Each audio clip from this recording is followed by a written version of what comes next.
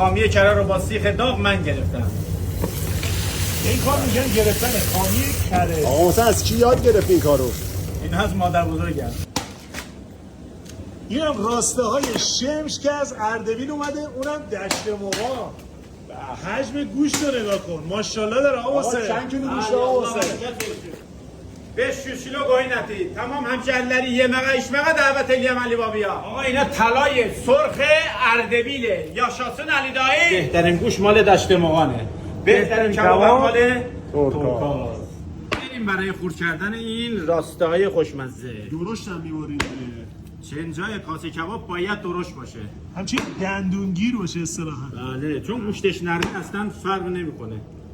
هر چقدر درشت کنی خوشمزه تر میشه. بهتر هم میشه. کره محلی اردبیل ییلاق سبلان. به هم برای برنجمون استفاده میشه هم برای کاسه کبابا. فروش هم دارین؟ فروش هم داریم بله. حجم کره رو ببین. آقا اولین بار توی دنیا خامی کره رو با سیخ داغ من گرفتم. این کار میگن گرفتن خامی کره. آقا مثلا از کی یاد گرفت این کارو؟ این از مادر بزرگم. اصل کاسه کباب باید اینطوری کره خور بشه. کامل غرق کره شد.